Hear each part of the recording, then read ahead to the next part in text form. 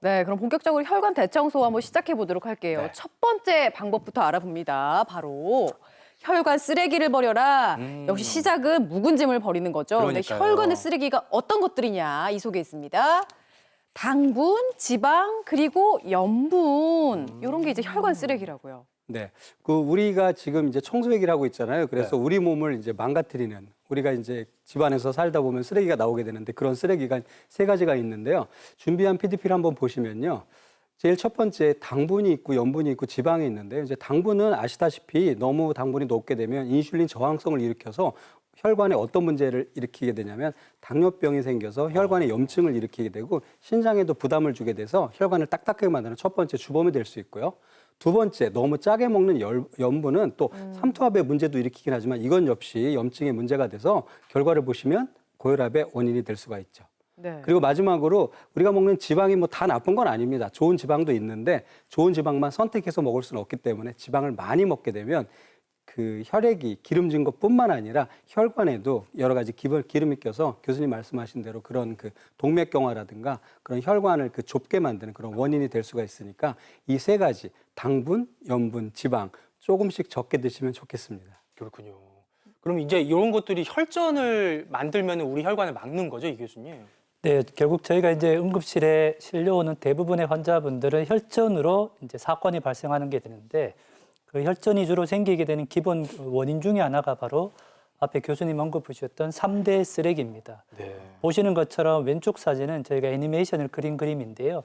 정상적인 혈관이 갑자기 여러 가지 혈액 안에 있는 세포들이 엉기면서 혈전을 만드는 것이고요.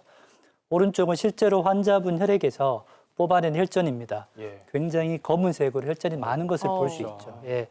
그러면 이런 그 혈전이나 동맥경화가 어떻게 생기느냐? 저희가 준비한 이제 동영상을 보시면 말씀드릴 건데요. 혈액 내에 3대 쓰레기가 지나가게 되면 혈관 안에 있던 면역 세포들이 걔네들을 잡아먹게 됩니다. 그러면서 기름과 동시에 혈관 안에 계속 쌓이게 되는 거죠. 그러다가 그런 그 기름이 굉장히 약한데요. 갑자기 스트레스를 받거나 어떤 자극이 벌어지면 붉은색으로 저렇게 혈전으로 갑자기 확 막히게 되는 거죠. 아유, 막혔네요. 네. 꽉 막히는 거군요, 저렇게 되면. 야, 저 집안에 있는 쓰레기들은 네. 눈에 보이니까 이게 치우게 되는데 네. 이 혈관에 있는 쓰레기들은 눈에 안 보이니까 그냥 방심하게 되는데 이걸 직접 확인할 수 있는 방법이 있을까요, 교수님? 네, 만약에 제가 신이라면 사람의 혈관을 다 들여다보면은 제일 잘 보이는데 그러게요. 그게 쉽지 그럴 수는 않으니까 없죠. 위험한 요인을 저희가 이제 간접적으로 평가를 할 수 있겠죠. 앞에 3대 쓰레기 중에 이런 혈관 청소의 가장 위험한 위험 인자가 바로 혈액 내에 있는 기름, 즉 콜레스테롤입니다. 그래서 저희가 보통 혈액 검사를 해서 그 본인의 혈액 안에 있는 콜레스테롤, 즉 지질의 수치를 이렇게 보시면 되는데요. 숫자가 아주 잘 나와 있습니다.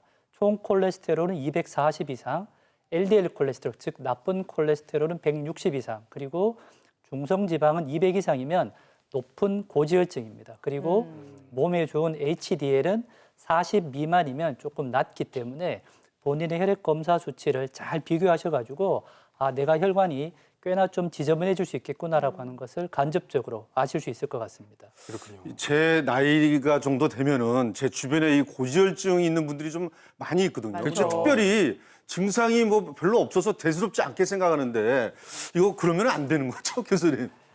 우리나라에서 만성병, 고혈압, 당뇨, 고지혈증이 3대 만성병인데요.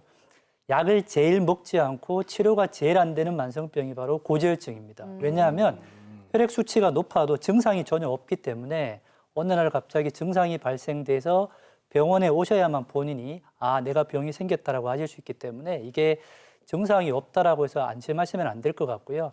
그리고 자세하게 살펴보시면 본인 몸에 미세하나마 증상이 발생될 수 있습니다. 네네. 대표적으로 심장 혈관에 문제가 생기면 보시는 것처럼 빠르게 걷거나 계단을 오를 때 가슴이 좀 뻐근하거나 압박감을 느끼면서 숨이 찰 수 있고요. 두 번째로 뇌로 가는 혈관에 문제가 생기게 되면 갑자기 시야가 흐려지거나 아주 참을 수 없는 두통 또는 어지럼증이 있을 수 있고요.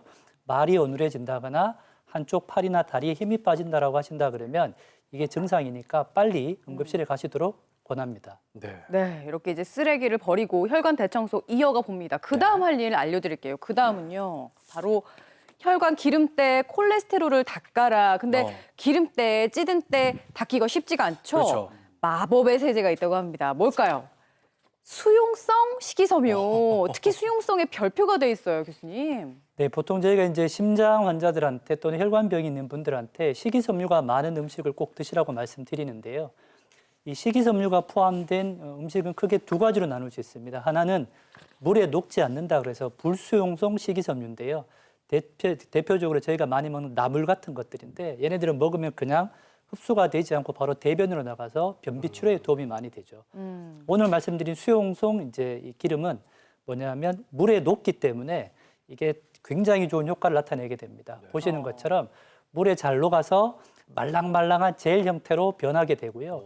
이 아이가 대변에서 특히 콜레스테롤과 연관이 많은 담즙을 같이 섞어서 배변으로 나가게 되죠. 네, 그리고 아무래도 장에 오래 머물게 되다 보니 배고픔이 없어지니까 음식 섭취를 조금 줄일 수 있고 그리고 앞에 신 교수님 말씀하셨던 것처럼 당뇨병이나 여러 가지 소금 이런 데도 도움이 많이 될 수 있습니다. 그러니까 식이섬유라고 다 같은 게 아니라 혈관 청소에는 수용성 식이섬유를 챙겨 먹어야 되는데 구체적으로 어떤 걸 먹어야 될지 궁금하시죠? 여기 준비해봤습니다. 첫 번째, 짠. 아, 떨어지려니까. 보리를 먹는 게 좋다고요, 교수님. 네, 그 콜레스테롤을 낮추는 데는 보리 식사가 무척 도움이 됩니다. 네. 제가 예전에 학교 다닐 때는 그 도시락 싸가 보리 그 꽁보리 싸가면은 아우 제 보리 싸왔다고 막 놀림받고 그랬었는데요. 요즘은 아마 그때 보리 먹은 친구들이 더 건강하게 살고 있지 않을까 그런 생각도 들거든요. 보리에는 사실 베타글루칸이라고 하는 그 고분자 다당류가 풍부하게 들어있는데요. 이 다당류는 일반 밀가루처럼 그렇게 분해가 돼서 포도당으로 되는 게 아니라 네. 우리 몸속에 들어가서 미생물의 먹이가 돼서 그 짧은 체인의 그 지방산들을 만들어서 장을 건강하게 만들어주는 그런 역할도 하고요. 그리고 물하고 만나면 아무래도 젤리처럼 부풀어주니까 장에서 나갈 때 다른 중금속이나 안 좋은 물질 흡착해서 나가기도 하고 그리고 단 거 먹었을 때 이제 혈관 안쪽을 통해서 흡수하는 걸 막기 때문에 혈당을 천천히 올리는 기능도 해서 여러 가지 굉장히 좋은 기능들을 많이 하는데요. 네. 실제로 보리가 좋다고는 하지만 종류가 몇 가지 있거든요. 그래서 PDP를 한번 준비해봤는데 보시면은요. 일반 백미에 비해서 식이섬유 함량, 베타글루칸 함량이 뭐 3.9, 일반 현미는 그리고 쌀보리는 12점, 그리고 늘보리는 20.8 정도 이렇게 훨씬 많네요. 올라가잖아요. 그러니까 가급적이면 이렇게 좀 본인이 좀 이렇게 장을 좀 풍성하게 하고 좀 내보내고 싶다 그러면 늘보리 드시면 좋은데 요즘은 보관상의 문제로 저걸 눌러놓은 게 있어요. 그래서 그 암맥이라고 보통 하거든요. 그래서 늘보리 암맥 같은 것들 잘 확인하셔가지고 본인이 좀 혈당이 높거나 고지혈증이 있다 그러시면 식사에 챙겨보시면 좋을 것 같습니다. 오, 현미 좋은 것만 알았는데 보리도 이제부터 챙겨 먹어야겠고요. 그다음 수용성 식이섬유 풍부한 식품 그다음 알아봅니다. 이 속에 있는데요. 바로 짠. 미역은 미역인데 좀 우리가 아는 미역보다 좀 쪼글쪼글하죠? 이게 뭔가요, 교수님? 네, 저게 이제 미역귀라고 하는 건데요. 미역귀. 보통 이제 뭐 이 귀는 귀가 얼굴에 달렸나? 이제 위에 달려 있잖아요. 그런데 사실 미역도 그 위치상으로 보면 미역 그 줄기 위에 있는 게 미역귀가 되겠습니다. 그런데 사실 이거는 그 소리를 듣는 귀는 아니고요. 생식기관입니다. 그래서 미역의 그 포자를 바다에 퍼뜨려 가지고 자기 씨를 낼 때 쓰는 생식기가 아니라 모든 에너지들이 뭉쳐져 있다 이렇게 보시면 되겠어요. 그래서 포자 생성기관이다 이렇게 보시면 되겠고요. 모양 자체는 꼬불꼬불하기 때문에 미역귀는 몸엔 좋지만 일단은 그 드시기 전에는 그 꼬불꼬불한 부분에 들어있는 것들을 잘 씻어서 더운 물로 한번 이렇게 데치셔서 꼭 드시는 게 좋습니다. 성분으로는 끈끈이가 그 알긴산이라고 하는 성분이에요. 그래서 보리의 베타글루칸과 더불어서 해조류에는 진짜 풍부하게 들어있는데요. 이게 중금속 흡착농도 좋고 혈당을 천천히 올리기도 좋고 그리고 우리가 예전에 임산부 그 산후조리로 미역을 많이 쓸 정도로 혈행 개선에 무척 도움이 되니까 꼭 챙겨 두시고요. 일부 알긴산 외에 암에 좋다고 하는 후코이단이라고 하는 그 다당류도 또 들어있어요. 그래서 정상세포는 건드리지 않고 아주 비정상적인 암세포만 건드린다는 좋은 연구 결과들도 많이 있기 때문에요. 식사에 국이나 무침 그런 거로 꼭 활용해 보시면 너무나 좋은 식품이 되겠습니다. 사실 미역귀가 좀 두껍고 식감이 별로라서 골라내고 먹었었는데 콜레스테롤 관리에 도움이 된다고 하니까 일부러라도 좀 챙겨 먹어야겠고요. 그다음 혈관을 깨끗하게 해주는 청소부 뭐가 있을까? 짜잔 보시면 청국장과 낫또 그러니까 콩 발효식품을 권해주셨어요, 이 교수님. 네, 사실은 저도 콩을 상당히 좋아하는데요. 네. 이 발효콩은 냄새 때문에 잘 이렇게 활용을 못 하시는 분들이 많은데 특히 이 혈행 개선에는 이 발효콩이 상당히 도움이 됩니다. 왜냐하면 완전 식품인 콩을 효소에 의해서 발효를 시키게 되면 콩에 있던 단백질이 아미노산으로 변하고 아미노산 중에 일부가 이 나토키나제라고 하는 피를 묽게 하는 성분으로 변하게 되는데요. 실제로 저희가 병원에서 혈전으로 오시는 분들한테 이 나토키나제 성분을 가지고 혈전 용해조로 활용할 만큼 이 혈액을 묽게 하는데 아주 탁월한 효과가 있습니다. 그리고 청국장 속에는 수용성 식이섬유가 무려 바나나나 고구마보다가 4배에서 한 7배 정도 훨씬 더 많으니까 이게 또 도움이 많이 되는 것 같고요. 그리고 결정적으로 중년 여성분들 호르몬 변화도 일어나시고 여러 가지 문제가 생겨서 이제 혈관에 찌꺼기가 이제 끼기 시작하시는데요.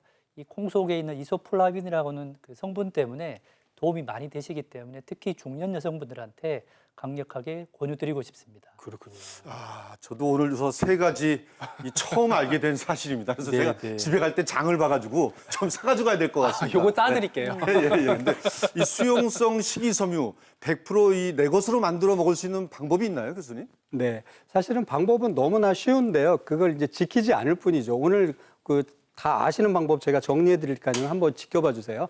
제일 첫 번째는 안에 있는 식이섬유들이 다 나와야 되기 때문에 조직을 잘게 잘라야 됩니다. 그래서 가급적이면 잘게 자르는 것이 좋다. 두 번째는 보리 같은 경우는 조직이 좀 단단하니까요. 물에 많이 불리고 오랫동안 삶아야 됩니다. 이 식이섬유는 삶는다고 없어지진 않아요. 그러니까 충분히 삶아서 조직을 연하게 만들어서 해야 되는 게 두 번째가 되겠고요. 세 번째는 같이 드실 때 조직을 좀 더 연화시키고 그 소화 요소를 늘릴 수 있는 식초같이 이렇게 새콤한 양념을 좀 활용해 보시는 게 좋습니다. 그래서 미역은 식초랑 같이 미역 무침 권해드리고요. 보리는 잘 삶아서 식사나 이런 데 꼭 같이 적용해 보시라는 말 꼭 해드리고 미역기도 역시 마찬가지가 되겠습니다. 잘게 쪼개고 삶는 거 꼭 잊지 마시고요. 일반적으로 이런 것들을 같이 드실 때 다른 것보다는 과일하고 같이 드시는 게 좋은데요. 식이섬유가 풍부해서 좋습니다. 특히 요즘 사과나 그런 거 맛있잖아요. 토마토나 네. 껍질 버리지 마시고 껍질째 같이 드시는 거 잊지 마시기 바랍니다. 잘게 삶아서 그리고 도움이 되는 그 식사 재료들 그리고 식초랑 같이 드시는 거 권해드립니다.